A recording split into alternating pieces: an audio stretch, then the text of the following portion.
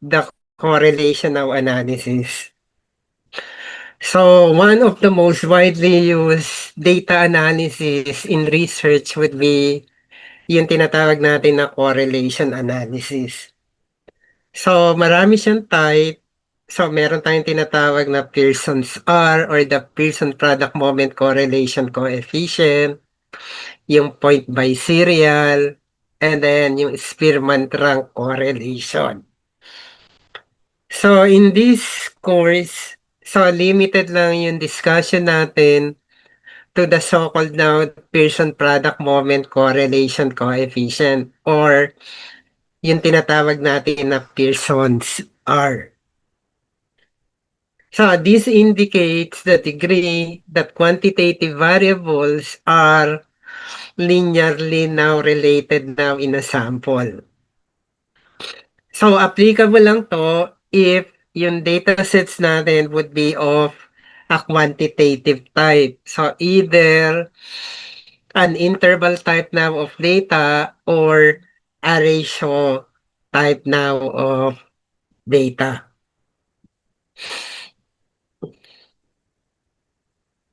So for the correlations analysis, all correlation coefficient range now from a positive one now to the negative now one. So inclusive.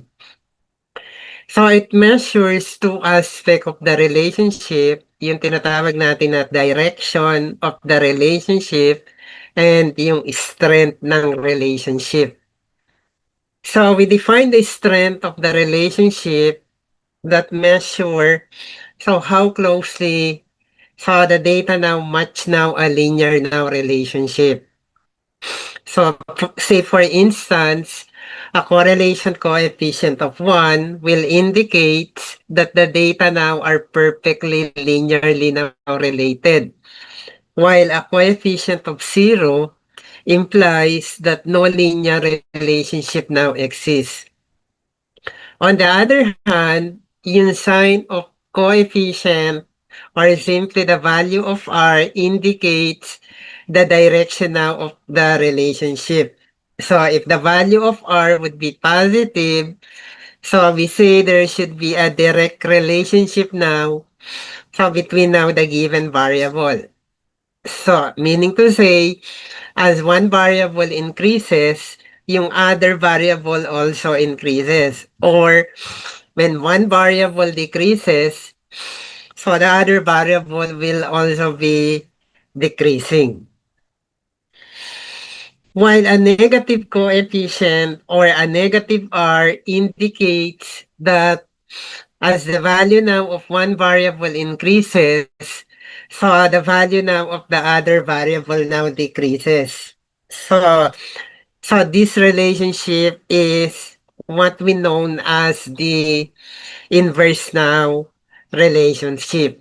So vice versa. If one variable decreases, of course, the other one now increases.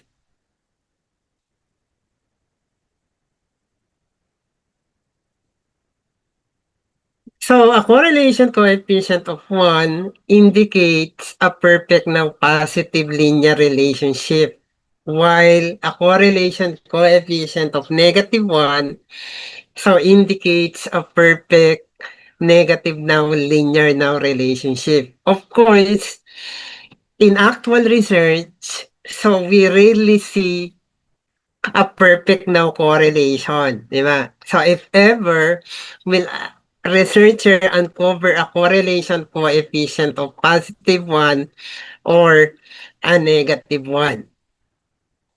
So relationships are not that clearly defined in the social sciences. So the combination of strength and directions best describes so the relationship now between now the given now variable. However, strength and direction are two independent now qualities. Yeah.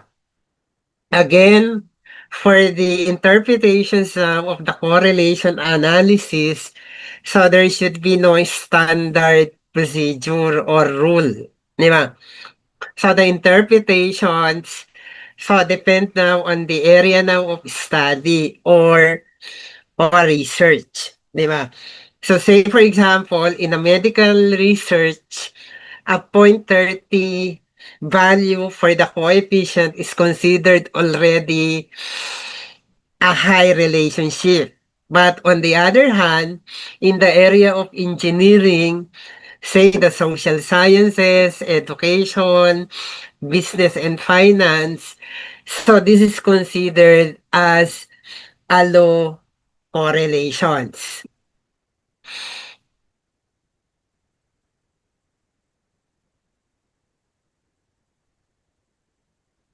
Okay, so let's have now an example. So one is an investor. His portfolio primarily tracks the performance now of a PSE index. And one wants to add the stock of Mega World Property.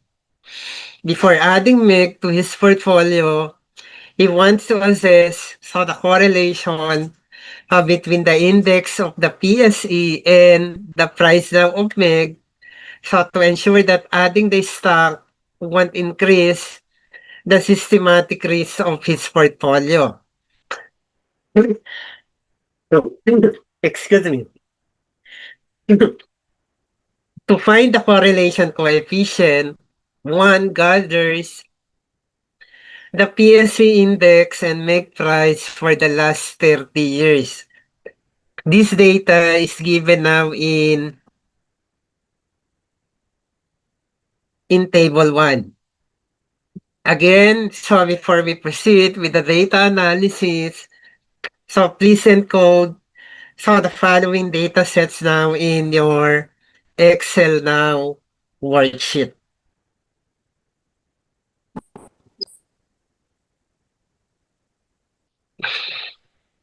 Then let me know if done encoding.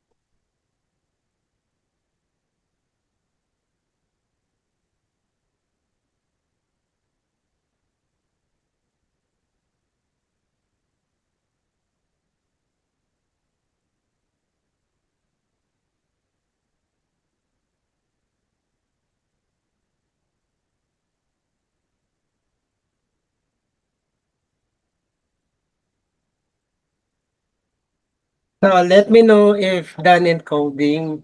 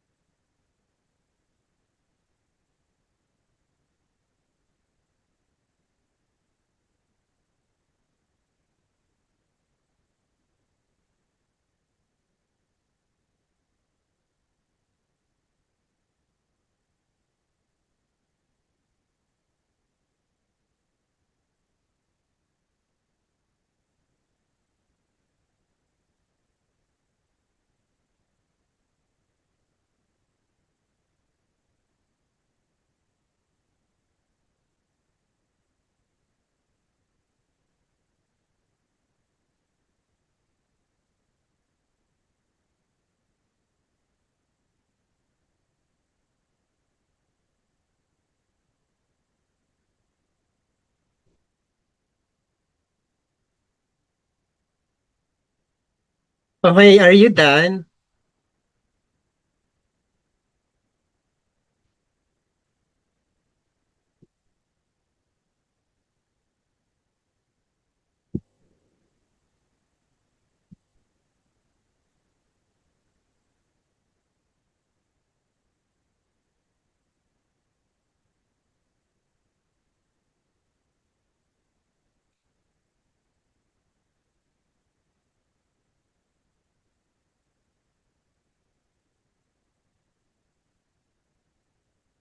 Okay, so let's perform now correlation. So using now the data analysis. So press natin yung data and then press natin yung data analysis. So we look for the correlation and then press now OK. So isa lang yung input range. So drag natin lahat ng dataset. So including yung variable name.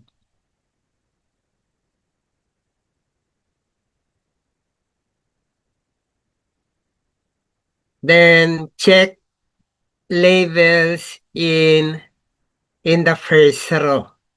So we can proceed now to the output range. So for the output range, so hanap lang tayo ng vacant cell from the worksheet.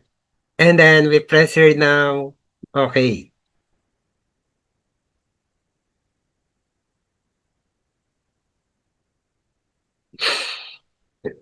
Okay, so if you notice, so napaka-simplified nung output for the correlation now analysis. So there should only be one value for the output, and that would be a 0.970587, di ba? So that would be the value now of the Pearson's R or simply yung correlation coefficient. So to report it now in a manuscript,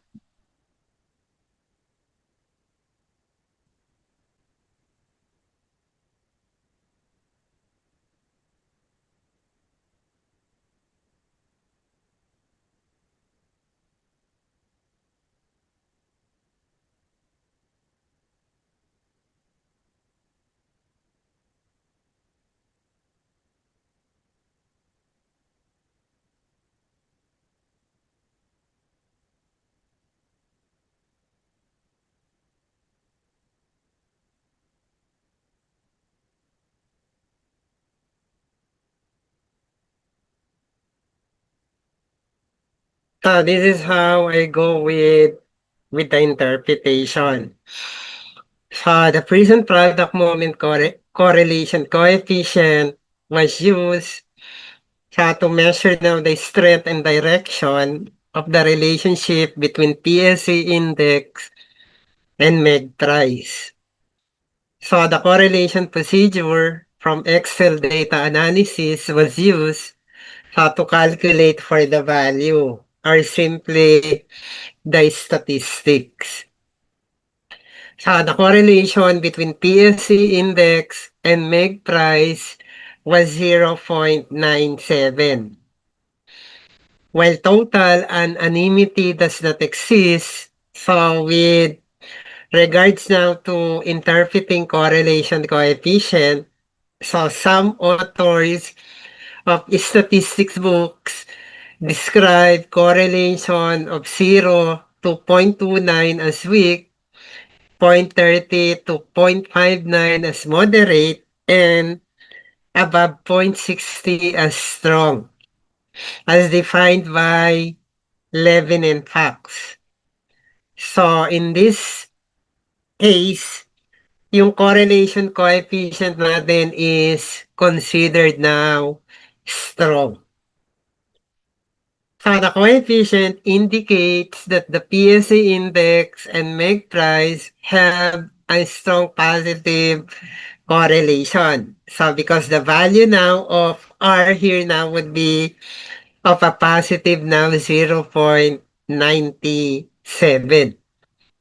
So this means that the PSC index and MEG price tend to move now in the same direction. So that is if PSE index increasing, so so the tendency would be for the make price would also be increasing or vice versa. If make price is increasing, automatically so PSC index also increasing.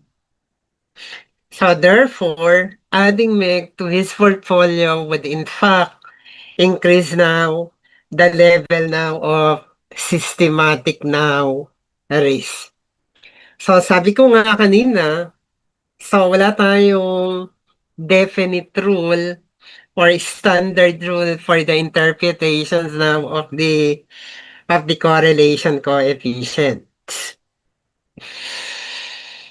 So always make sure when interpreting now correlation coefficient, so there should be basis, di ba?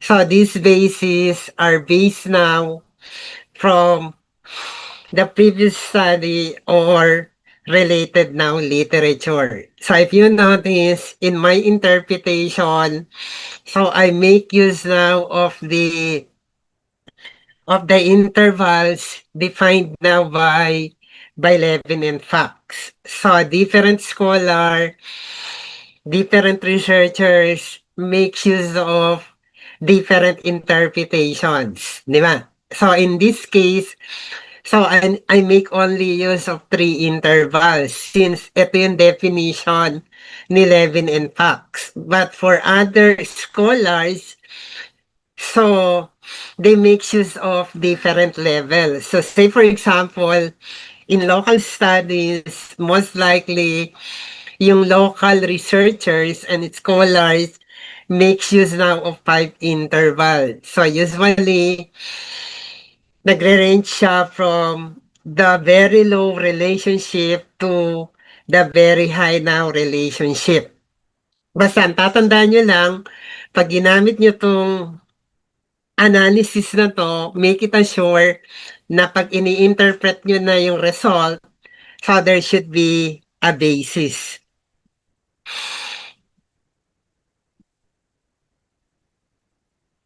So note, so when interpreting correlation coefficient, so the researcher needs to be sure that he or she does not imply any cause and effect relationship between the two variables. So when discussing now correlational finding. So si correlation analysis is not as a cause and effect now relationship. So tatandaan lang natin, si correlation, ang minimeasure niya lang would be yung strength and direction of the relationship. So the researcher makes no attempt to manipulate or control now this variable in any manner. So therefore, no cause and effect conclusion may be drawn. So there are many unexplained or uncontrolled factors so which may influence so this relationship and you did not measure or control now for this factor. So limit lang natin yung wording ng interpretation sa association, relationship, link, or correlation. And avoid terms such as cause, effect, or difference. So, dun sa binigay natin na case, so ang most appropriate conclusion would be a strong positive association or correlation was found between PSE index and MEG price. Okay, any question po or clarification?